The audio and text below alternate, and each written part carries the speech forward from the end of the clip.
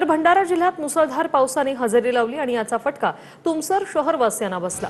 पावसामुळे तुमसर शहरातील अनेक भागात सखल भागी पाणी साचलेलं आहे। पालिका प्रशासनाच्या ढिसाळ नियोजनाचा फटका नागरिकांना बसल्याचं पाहायला मिळतंय आणि त्यामुळे नागरिकांमध्ये रोष पाहायला मिळालाय। जळगावच्या अमळनेरमध्ये मध्यरात्री पावसाची दमदार एंट्री पाहायला मिळाली। अमळनेर शहरासह तालुक्यातील विविध ग्रामीण भागात जोरदार पाऊस झाला। पहिल्याच पावसात अमळनेर शहरातील तुडुंब भरलेल्या नाल्यांमधील पाणी थेट रस्त्यावर आलं आणि याच घाणेरड्या पाण्यातून वाहनधारकांना प्रवास करावा लागला।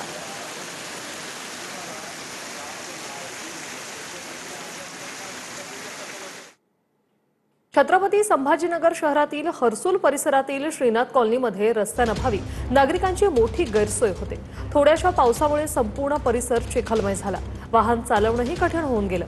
एका वाहन चालकाची स्कूटी 4 ते 5 जणांनी उचलून मुख्य रस्त्यापर्यंत त्यांना आणावी लागली।